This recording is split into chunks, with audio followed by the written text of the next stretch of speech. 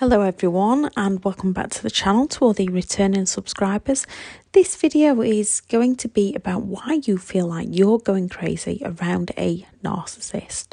If you are new to the channel, I'm Elizabeth Shaw. This channel is all about the narcissist personality disorder to give you more understanding of the people you might be dealing with in your life, how to handle yourself around those people if you cannot go no contact, and different methods to find what works for you to help you overcome narcissistic abuse. If you do find the information helpful on the channel, please do subscribe. When it comes to a narcissistic relationship, it can leave you confused, full of self-blame and self-doubt, heartbroken and lost, to name a few. It can wipe out your old belief system to the point you no longer know who you are or what to believe. The internal conflict caused because of that Jekyll and Hyde character the narcissist shows you can be crippling within your own mind. All this can cause cognitive dissonance, which is a state of mind where your beliefs or opinions don't match up with attitudes or behaviours, where your reality no longer matches your beliefs, so you're always looking for ways to match them up, or you're living in two different realities. One method narcissistic people use on people is gaslighting, causing cognitive dissonance. They learn who you are and what you like and what you dislike, what your beliefs are, and they start showing you that their reality, they give you that illusion that they match you in every way by mirroring you, claiming they want the same things as you, love bombing you, idolizing you, treating you better than anyone ever has. Once you've fallen for them, they begin to use this all against you in many ways, from future faking to breadcrumbing of that false hope. There are a few ways they can cause cognitive dissonance, and they use this against you. First, they show you the reality to match your beliefs. Then, when their needs are not being met, they devalue you. Those silent treatments, baiting you into reacting so they can shift all the blame over to you. Then they project their shadow side onto you, so you believe you did wrong. Then they'll show you that false reality that matches your own beliefs, so you think it was, in fact, you that did wrong. Your mind becomes torn between the fundamental truth and the alternate reality and their bad behaviour towards you. Second, because of their gaslighting with the above treatment towards you, it causes a state of confusion within your own mind as you fight the actual reality of who they are with the false truth of who they pretend to be that matches who you thought they were and would like them to be, and who they show you they can be when they've got their admiration-seeking face on, leading you into believing when their envious face comes out to play, you're the one at fault, as they blame you. So your mind ends up downplaying their behaviour towards you, as a narcissist will downplay their behaviour towards you or accuse you of their toxic behaviour.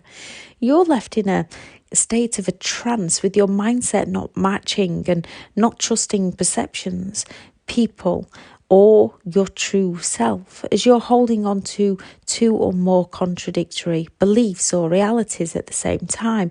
It leaves you in a state of confusion, ruminating, and often with anxiety, which they will use to gaslight you all the more. They say things like, "That never happened, I told you last week, you're insecure, you're paranoid," which when you're already full of self-doubt, the narcissist words reinforce your doubts as you're constantly looking for a reality check. Yet, especially if you've been isolated, that reality check is coming from the very person who's sinking you. Due to all the stress a narcissistic relationship puts you under, your memory can feel like it's not quite what it used to be, with a narcissist telling you that you're losing your mind as you become more forgetful. You don't recognise that it's the relationship you're in causing you to forget. You believe you've become forgetful. Narcissists will happily watch your head go under the water to offer you a hand and raise you back up, just to dunk you straight back under. When you first meet them, they love bomb you through various ways, learn all about you. If you like flowers, they might get you flowers. You like the movies, they'll take you to the movies. Long, deep, two-way conversations in the evening. You would like to get married and have children, they'll want to get married and have children. They'll make all those plans with you. They'll message you, call you, be there for you. Then at some point it all stops. All you get is some half-truths, guilt trips to make you feel obligated to them.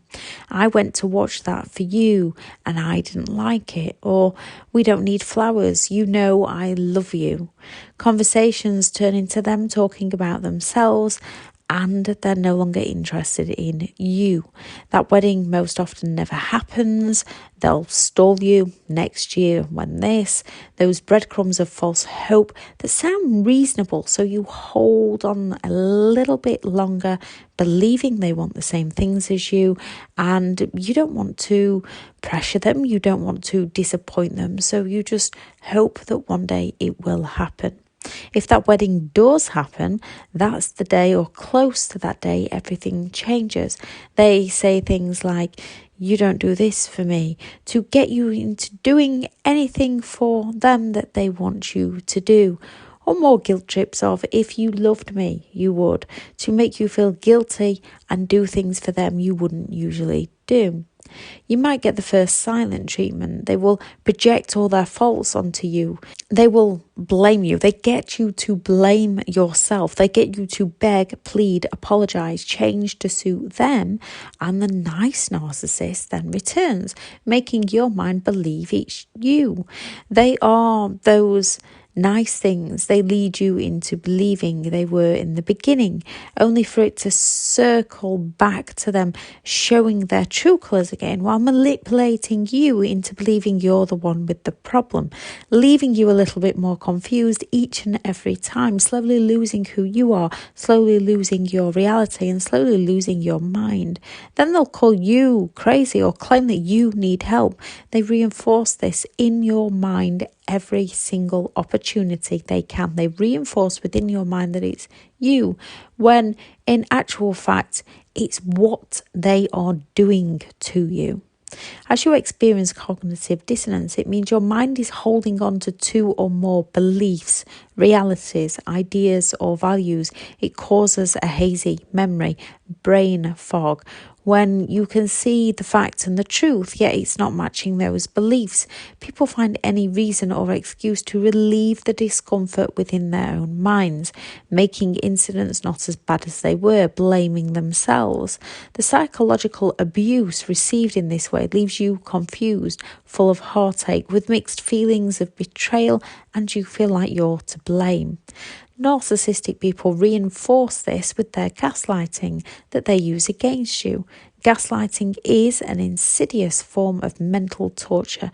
It is psychological manipulation where the narcissist plants seeds of self-doubt within your mind, making you question your own memories, perceptions and sanity, which results in you having cognitive dissonance, leaving you confused, isolated and going to the narcissist for reality checks, not understanding they are slowly taking more power and control over your mind.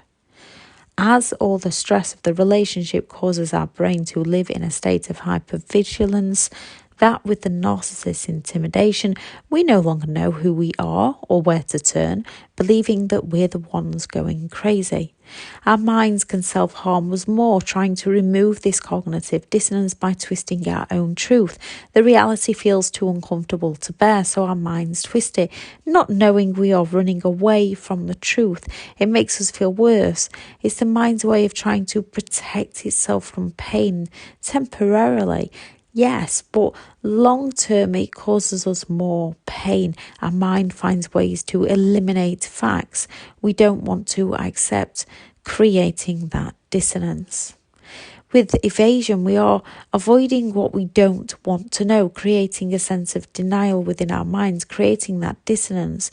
With a narcissist, their gaslighting excuses helps us to escape the painful truth and helps them escape exposure. seeking validation, which is a good thing. Unfortunately, that validation we find is often from the narcissist, which only reinforces that cognitive dissonance within our minds. They'll accuse us of being too needy, making it all about us, overthinking, being too sensitive, as the relationship with them is causing those feelings within us.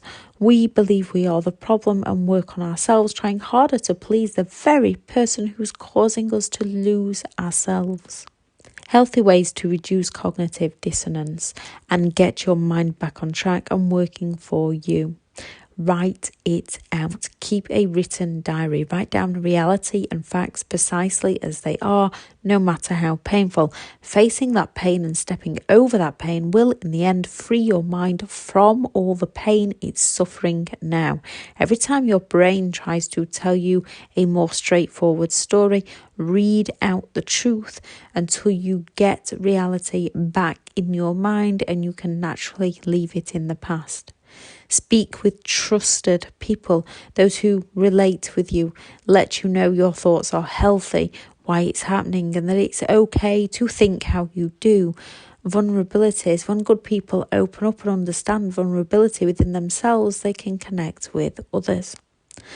When your beliefs and realities don't match, it helps to understand what your beliefs are and recognise the reality isn't matching, instead of making those excuses or listening to other people who make those excuses seem valid within your mind when they are not valid.